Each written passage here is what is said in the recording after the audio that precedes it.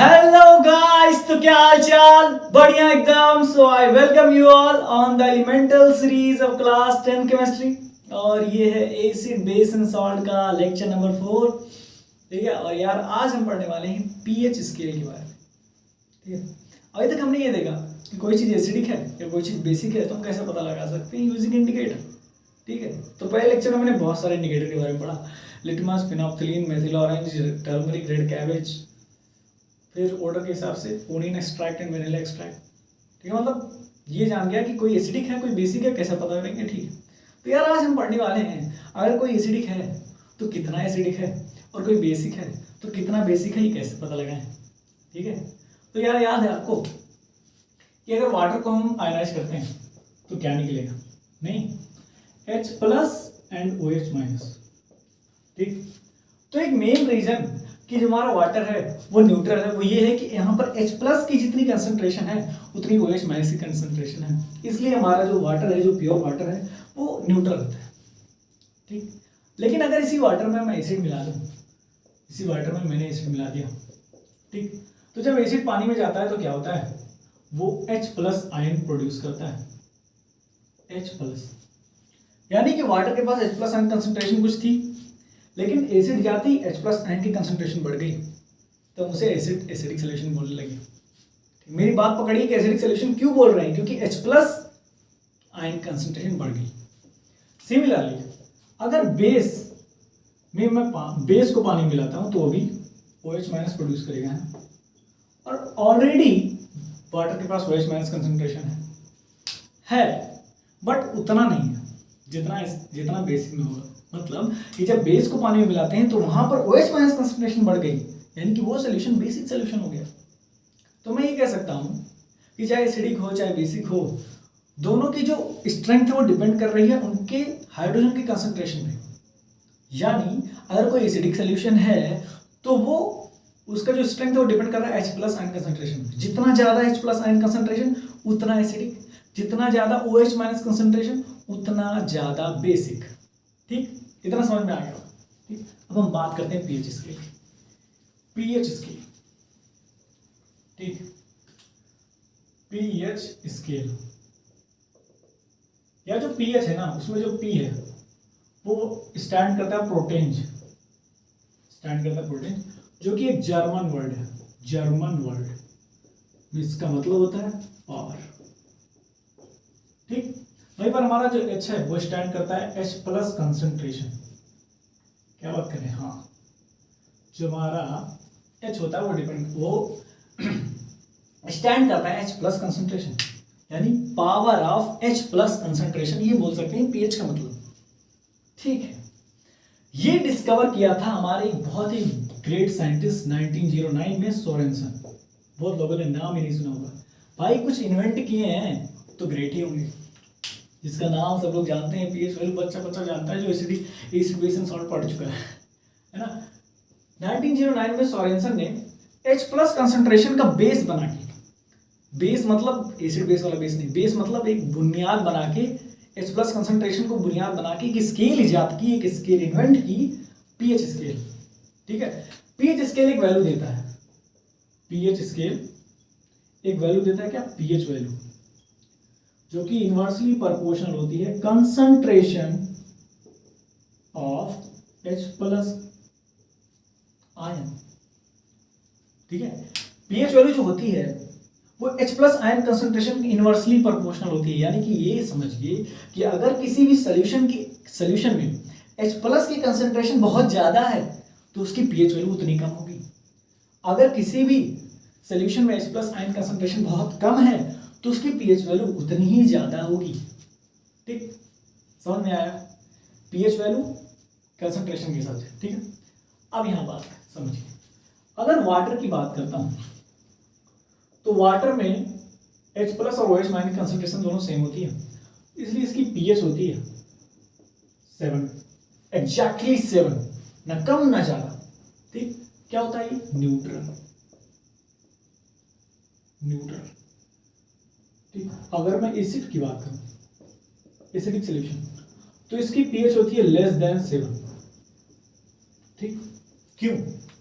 क्योंकि देखो जब मैंने एसिड को पानी में डाला, ध्यान से सुनना, ये एकदम इंपॉर्टेंट बात, जब मैंने एसिड को पानी में डाला तो एसिड के पास H+ आयन कंसंट्रेशन था, लेकिन डालते ही एसिड को पानी में डालते ही H+ आयन कंसंट्रेशन बढ़ गई। ध्यान से सुनना, H+ आयन कंसंट्रेशन बढ़ गई, यही H+ आयन कंसंट्रेशन बढ़ गई। इसका मतलब कि वो सॉल्यूशन एसिडिक हो गया, ठीक।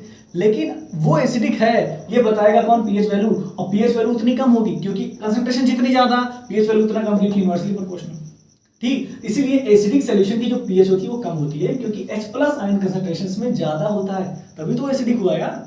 H+ आयन कंसंट्रेशन कम होता तो एसिडिक थोड़ी होता। अब एसिडिक है किसकी वजह से? कंसंट्रेशन ऑफ H+ आयन, और इसी की वजह से इसकी जो वैल्यू, इसकी पीएच वैल्यू है वो कम हो गई, क्योंकि pH value inversely proportional to the concentration of H+ ion. कितना समझ आया? अब बेस की बात करते हैं। बेस की जो पीएच वैल्यू होती है वो मोर देन 7 होती है। ऐसा क्यों? ठीक। अब जब बेस को हम पानी में मिलाएंगे, ध्यान से सुनना, जब बेस को पानी में मिलाएंगे तो वहां पर तो OH- कंसंट्रेशन ज्यादा होगी, H+ थोड़ी ज्यादा होगी। ध्यान से देखना, OH- कंसंट्रेशन ज्यादा होगी, जितनी H+ थी उतनी ही है। H+ आयन कंसंट्रेशन OH के मुकाबले घट रही है। क्यों? ये कह सकते हैं OH- बढ़ रही है। अब बेस को जब पानी मिलाएंगे तो वो OH- प्रोड्यूस करेगा, तो देखेंगे भैया वाटर के पास OH- था, तो अब OH- की कंसंट्रेशन बढ़ रही है क्योंकि बेस मिला उसमें, बढ़ते बढ़ते बढ़ते। तो लेकिन कंपैरिजन करें H+ और OH- में, किसमें? बेसिक सोल्यूशन में, बेस प्लस वाटर सोल्यूशन में H+ आयन और OH- कंसंट्रेशन का कंपैरिजन करेंगे तो H+ आयन कम होगा इन कंपैरिजन टू OH-, यानी H+ आयन कंसंट्रेशन कम तो पीएच वैल्यू ज्यादा, इसलिए मोर देन 7। समझ में आया? बेसिक सॉल्यूशन की पीएच वैल्यू ज्यादा होती है, एसिडिक सॉल्यूशन की पीएच वैल्यू कम होती है। क्यों? क्योंकि कंसंट्रेशन ऑफ H+ आयन दोनों में कम ज्यादा होता है, बेस में कम तो इसलिए पीएच वैल्यू ज्यादा, एसिडिक में ज्यादा तो पीएच वैल्यू कम। समझ में आया? अब देखो जो एसिड होगा, अगर उसमें बात करूं तो जिसकी पीएच वैल्यू 1 होगी और जिसकी दो अगर एसिड ले रहे हैं, एक एसिड की पीएच वैल्यू 1 है, एक एसिड की पीएच वैल्यू 4 है, तो दोनों में ही सबसे ज्यादा स्ट्रॉन्ग एसिड कौन होगा? सबसे ज्यादा स्ट्रॉन्ग एसिड कौन होगा? वो जिसकी पीएच वैल्यू 1 है। क्यों? क्योंकि पीएच वैल्यू 1 है, इसका मतलब उसमें कंसंट्रेशन बहुत ज्यादा है H+ आयन की, इनवर्सली प्रोपोर्शनल बहुत ज्यादा। और अगर जिसकी पीएच वैल्यू 4 है तो 1 के कंपैरिजन में तो उसमें तो कमी होगी ना H+ आयन की कंसंट्रेशन। ठीक है, समझ में आया? और लेकिन अगर बेस में बात करें तो उसका सीधा सीधा हिसाब किताब है, एसिड में उल्टा, बेस में सीधा। क्या कि अगर उसमें पीएच वैल्यू बहुत ज्यादा है तो यानी बहुत ज्यादा बेसिक है, अगर उसमें पीएच वैल्यू कम है तो इसका मतलब बहुत बहुत कम बेसिक है। अगर 14 और 11 दो पीएच वैल्यू बेस है हमारे पास, हम कंपैरिजन कर रहे हैं, तो 11 वाले की पीएच वैल्यू कम है यानी weak base, in comparison to 14 pH value holding base. जिसकी पीएच वैल्यू 14 है वो तो ज़्यादा स्ट्रांग होगा, इसकी पीएच वैल्यू ज़्यादा है, पीएच वैल्यू ज़्यादा है तो उसमें H+ आयन कंसंट्रेशन कम, यानी उतना बेसिक। समझ में आ गया होगा आई थिंक। समझ में आया? पीएच स्केल कहाँ से आया देख रहे हैं, एकदम ध्यान से समझने की कोशिश कीजिए क्योंकि इससे बहुत ज़्यादा क्वेश्चन आता है। समझ में आ गया? अभी क्वेश्चन करते हैं बेटा पे। नाइस, क्वेश्चन करते हैं। सब कुछ मिटा के क्वेश्चन करा रहे हैं, ध्यान से सुनिएगा। कह रहे हैं there are two solution, there are two solution, कौन कौन? A and B. जो ए की जो पीएच है वो 6 है और बी की दिया हुआ 8, ये पीएच है। क्या है? पीएच। ए का 6 है पीएच और बी का 8 है।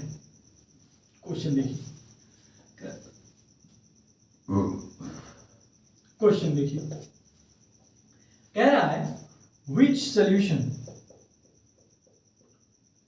solution have high concentration of H+। पहला क्वेश्चन। दूसरा क्वेश्चन देखिए, which solution is acidic, which solution is acidic। तीसरा, which solution is basic। Simple सा क्वेश्चन है, बेसिक। पॉज कीजिए, ट्राई कीजिए। अभी तक अगर ये जो कॉन्सेप्ट था जो बताया गया है समझ में आया होगा तो बहुत खटाक से लगेगा। 1 वर्ड टाइप क्वेश्चन आंसर समझ में आया? कर लिए? मैं लगाऊं? बताओ चलिए देखिए, पहला question, which solution have high concentration of H+। तो मैंने क्या बताया था, जो हमारा pH वैल्यू है वो इनवर्सली प्रोपोर्शनल है कंसंट्रेशन ऑफ H+, यानी कि जिसकी H+ कंसंट्रेशन ज्यादा उसकी pH वैल्यू कम, तो pH वैल्यू कम यहाँ है, यानी कि इसकी ज्यादा, यानी कि ए है पहले का आंसर। दूसरा, which solution is acidic, which solution is acidic. खुद ही सोचो, जिसकी pH वैल्यू कम वही तो एसिडिक होगा, क्योंकि एसिड का pH वैल्यू तो लेस देन 7 होता है। भाई 7 के इधर जो होगा वो एसिडिक होगा, 7 के उधर जो होगा बेसिक होगा, बस देख लेते हैं। तो 7 के इधर 6 है, 7 के उधर बाद ये तो आता है ना, 7 के पहले 6 आता है। अब ये भी नहीं आता तो इसमें कुछ नहीं कर सकते ठीक है। तो इसका मतलब ये आ कि एसिडिक जो है वो ए है, बेसिक जो है वो बी है। देखो ए से एसिडिक, बी से बेसिक, ये तो पहले ही दे दिया था, फिर ऐसे ही दिमाग लगाता ना तो। ठीक है, समझ में आया? थिंक तो समझ में आ गया होगा। ठीक है, आगे चलें, आगे चलें, बहुत सही चल रहा है थिंग्स, मिटा दो। चलिए अब हमें पढ़ना है इंडिकेटर। क्या सर इंडिकेटर तो पढ़ चुके, अरे और बचा है यार, क्या बचा है सर, बहुत बचा है। देखो इंडिकेटर नाम है यूनिवर्सल इंडिकेटर, स्पेलिंग गलत हो गई हो तो माफ कीजिएगा। यूनिवर्सल इंडिकेटर ये क्या होता है सर? इंडिकेटर तो पढ़ चुके हैं, लास्ट में बचा था सर, पहले लेक्चर में करा नहीं होते। अलग है यार, ये क्यों अलग है? देखिए अभी तक हमने इंडिकेटर ये जाना है कि वो इंडिकेटर अपना कलर चेंज करके, अपना ऑर्डर किसी हिसाब से चेंज करके बताता था कि वो एसिडिक है या बेसिक है।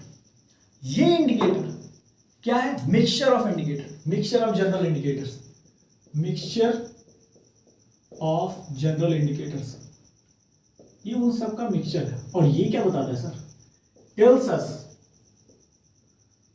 us the strength of acidity, the strength of acidity और basicity। मतलब क्या है सर? मतलब ये कि कोई कितना ज्यादा एसिडिक है, कोई कितना ज्यादा बेसिक है, वो ये इंडिकेटर बताता है by changing its colour. Colour के हिसाब से जो पीएच वैल्यू उनको बांटा गया है, मतलब हर एक कलर को एक पीएच वैल्यू दिया गया है। नहीं समझ में आ रहा है? ये टेबल देखो, दिख रहा है? सामने दिख रहा है 0 to 14 लेके गए, एकदम कलर वाइज डिवाइड किया गया। वाटर को देख लो 7 ग्रीन कलर, यानी ये यूनिवर्सल इंडिकेटर ग्रीन देगा उसको। ठीक, इधर आ जाओ। तो यूनिवर्सल इंडिकेटर क्या? General of mixture of general indicator, जो ये बताता है कि कोई एसिडिक है तो कितना ज्यादा एसिडिक है, कैसे बता करके, कलर चेंज करके ये बताता है कि उसकी पीएच वैल्यू कितनी है। ठीक, मान लीजिए हमें पता है वो एसिडिक है, ठीक, वो कलर चेंज करके बताएगा कि उसकी पीएच वैल्यू कितनी है। तो अगर कहीं 5-6 के अराउंड आई तो भाई वीक बेस है, वीक एसिडिक, और कहीं 1-2 के अराउंड आई तो स्ट्रॉन्ग एसिड। ठीक, सेम है। अगर बेस करके देखे जाए तो बेस के लिए वो बताएगा कलर के हिसाब से कि भैया 14 इसका पीएच वैल्यू, इसका मतलब स्ट्रॉन्ग बेस। कहेंगे 11 है या 10 है या 8 है, तो कहेंगे वीक बेस। ठीक, तो इससे ही पता चलता था। ठीक है, यूनिवर्सल इंडिकेटर समझ में आ गया होगा। ज्यादा कुछ नहीं है यार, बस समझो है कुछ, बस है कुछ है, बस ज्यादा नहीं। ठीक, आगे चलें। एक लास्ट टॉपिक है, अब हमने पढ़ना importance of pH value. PH value हमने पढ़ा तो उसकी इंपॉर्टेंस क्या है हमारी डेली लाइफ में, हमारे दिनचर्या में इंपॉर्टेंस क्या है पीएच वैल्यू की? Importance of pH value in our daily life। Daily life में इंपॉर्टेंस क्या है pH वैल्यू? ठीक, अब देखो जैसे बायो में पढ़ा होगा आपने कि हमारे बॉडी में HCl सीक्रेट होता है टू डाइजेस्ट फूड। ठीक, तो कभी कभी क्या होता है वो ज़्यादा सीक्रेट हो जाता है, तो कहते हैं एसिडिटी हो गई हमें, ठीक है, इरिटेशन हो रही है, तो आप कहते हैं भैया इनो पी लो या पानी में एंटासिड टेबलेट डाल के पी लो। क्यों कहते हैं? क्योंकि एसिडिटी होने का मतलब कि हमारे बॉडी की पीएच लेस देन 7 हो चुकी है। ठीक, अब उसको 7 करने के लिए, ठीक, या अराउंड 7.8 करने के लिए, ये क्यों कह रहा हूँ बताऊँ, 7.8 करने के लिए हमें बेस की ज़रूरत है, तभी जाके दोनों मिलेंगे और एक दूसरे को न्यूट्रलाइज कर देंगे, तब हमें आराम फील होगा। ठीक, अगर ऐसे नहीं समझ में आएगा, ये समझ आएगा। दूसरा एग्जाम्पल है, आपको हड्डा चेप देता है। हड्डा क्या होता है सर? हड्डा यार नहीं समझ रहे हैं सर, हिंदी बोल रहे हैं तो कैसे समझ में आएगा? मधुमक्खी, हनी बी, बी, यही सब होता है ना इंग्लिश वर्ड। जब वो काटता है तो उसमें फॉर्मिक एसिड होती है उसकी स्टिंग में, एसिड। ठीक, कहते हैं भैया साबुन जाके लगा लो, या कहते हैं चूना लगा लो। क्यों? क्योंकि ये फॉर्मिक एसिड है, तो उसको न्यूट्रलाइज करने के लिए हमें बेस ही चाहिए ना, तो साबुन लगाएंगे जो कि बेसिक होता है, सोप इन टच बेसिक होता है। चूना, सर चूना कैसे बेसिक हुआ सर, समझ नहीं आ रहा है। देखो चूना क्या होता था, चूना याद है, क्विक लाइम, चूना को बोलते हैं क्विक लाइम। क्विक लाइम होता था CaO, पहले लेक्चर में देखा हमने केमिकल रिएक्शन इक्वेशन की। Quick lime CaO, calcium oxide यानी मेटल ऑक्साइड। और मैंने इस लेक्चर में बताया था पिछले लेक्चर में कि calcium oxide sorry metal oxide जितने भी होंगे वो क्या होते हैं, बेस होते हैं, बेस होते हैं। ठीक, इसीलिए जब फॉर्मिक एसिड यानी हनी बी हमें छेद देती है, काट देती है, जो भी आपके भाषा में, तो हम चूना लगाते हैं, मोस्टली चूना लगाते हैं। सर चूना, हाँ चूना, हाँ वही चूना यार जो पान के साथ खाते हैं, सेम। जाके चून पान खा रहे, मान लो कुछ लोग खाते होंगे पान, तो जाके कह रहे हैं भैया हमको जो है कैल्शियम ऑक्साइड दे दीजिए। उठा के ढेला मारेगा। अगर हम पढ़े लिखे होते तो पान थोड़ी बेच रहे होते। ठीक है, तो इम्पोर्टेंस है पीस वैल्यू की, पहला एग्जांपल हुई। दूसरा एग्जांपल, जैसे कि हमारी जो बॉडी, अब 7.8 मैंने क्यों कहा कि हमारी जो बॉडी है ना, हमारी बॉडी, उसकी पीएच अराउंड होनी चाहिए 7 to 7.9, मतलब इसके रेंज है, इस रेंज में होनी चाहिए हमारी पीएच, हमारी बॉडी की पीएच, तभी हम बेटर फील करेंगे, हमारी इरिटेशन फील नहीं होगा। इससे ज़्यादा भी हमारे लिए खतरनाक कह सकते हो, या फिर ये कह सकते हो इरिटेटिव होगा। इससे कम भी, इससे कम का देखिए जो एग्जाम्पल। ठीक, तीसरा देखें तो हमारा टूथ डीके, टूथ डीके होता है क्यों सर? टूथ डीके मतलब दांत टूटने लगते हैं, मतलब जो हमारे माउथ का पीएच, ठीक है, पीएच ऑफ माउथ 5.5 के अराउंड आ जाता है ना, या फिर उससे कम हो जाता है, तो हमारे टूथ डीके होने लगते हैं। और ये क्यों होता है? इधर उधर का मतलब एक के बाद कुछ और खा लेना जो कि खाया नहीं जा सकता, ठीक है, तो एसिडिटी होने लगता है मुंह में ही। ठीक है, मुंह में एसिडिटी यानी टूथ डीके। जैसे कहते हैं ना यार चाय के बाद पानी मत पियो, तो इसी का एग्जाम्पल ऐसे समझ लीजिए कि चाय के बाद पानी मत पियो, दांत सारे झड़ जाएंगे, टूथ डीके हो जाएगा, क्योंकि 5.5 पहुंच जाएगी आपकी acidity, sorry pH value mouth की। ठीक, समझ में आया? अब अगर प्लांट एंड एनिमल की बात करें, प्लांट एंड एनिमल, तो देखो जो एनिमल की तो बात वही है सेम, कि इसकी पीएच 7.0 to 7.8 होनी चाहिए। ठीक, अब प्लांट की ग्रोथ की बात करें तो जो प्लांट जिसमें बोया जाता है, किसमें बोया जाता है? सॉइल में सर, सॉइल। ठीक, उसकी पीएच अराउंड या नियरली 7 होनी चाहिए। न्यूट्रल यार, सब कुछ न्यूट्रल चाहिए दुनिया को, अराउंड 7 होना चाहिए, 7, तब जाके हमारे प्लांट की बेस्ट ग्रोथ होती है, बेस्ट ग्रोथ। सर इससे कम हो गया तो क्या बैड ग्रोथ होगा? मान लीजिए अगर मतलब आप गमला वमला यूज करते हैं या फिर अपने घर में पेड़ पौधा लगा रहे हैं, तो कहीं से आपको ये पता चल रहा है, पता कर रहे हैं आप, तो पता चल जा रहा है कि आपकी सॉइल की जो पीएच वैल्यू है वो 7 से कम है। तो अगर आप बोएंगे तो उसमें जो हमारे प्लांट की ग्रोथ होगी ना वो कम होगी, और कह सकते हैं मतलब उतनी अच्छी तरीके से नहीं होगी। तो इसका मतलब कि सॉइल का पीएच भी बहुत मैटर करता है। ठीक है, बस तो हम लोग के गांव में होता है कि मतलब खेतों में जब हम लोग का उस तरह प्रोडक्शन नहीं होता है, तो हम लोग कहते हैं कि सॉइल की टेस्टिंग करा लो, तो उसमें दिखाया जाता है कि पीएच वैल्यू क्या है सॉइल की। रिपोर्ट कभी आप देखने को मिले तो देखिएगा। ठीक है, क्या होता है ऐसे। ठीक, आई थिंक सो ये बहुत सही लेक्चर आई थिंक पूरा लेके गया हूँ मैं। इंपॉर्टेंस ऑफ पीएच वैल्यू समझ में आया? पीएच वैल्यू की बहुत इंपॉर्टेंस है। सब लोग न्यूट्रल रहना चाहते हैं, न्यूट्रल मतलब ना एसिडिक ना बेसिक। किसको एसिडिक पसंद है, किसको बेसिक पसंद नहीं ना, सब न्यूट्रल रहना चाहते हैं। आप भी न्यूट्रल, हम भी न्यूट्रल रहना चाहते हैं।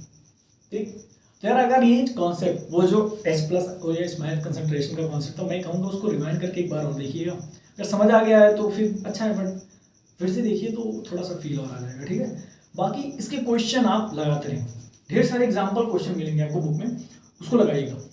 एग्जाम्पल सबसे पहले लगाइए, मैं हर बार कहता हूँ एग्जाम्पल सबसे पहले, एक्सरसाइज बाद में, क्योंकि आपको पता तो रहना चाहिए कि एक्सरसाइज में क्वेश्चन किस टाइप के आने वाले हैं। ठीक, आज का पीएच वैल्यू मेरे हिसाब से बहुत सही है अपना जितना भी नॉलेज था मेरे पास, जितना मुझे बुक से मिला, मैं सब कुछ बताने की कोशिश किया हूँ। स्टिल अगर कुछ रह गया हो तो कमेंट जरूर करें, और अगर कहीं डाउट है तो रिवाइंड करें इस वीडियो को, और अगर नहीं डाउट है या फिर नहीं सॉल्व हो रहा है डाउट वीडियो रिवाइंड करने से तो कमेंट कीजिए, मैं तो हूँ। ठीक है, तो यार बाकी आप लोग अच्छे हैं और भी अच्छे बनने की जरूरत है। आपका दिन मंगलमय हो।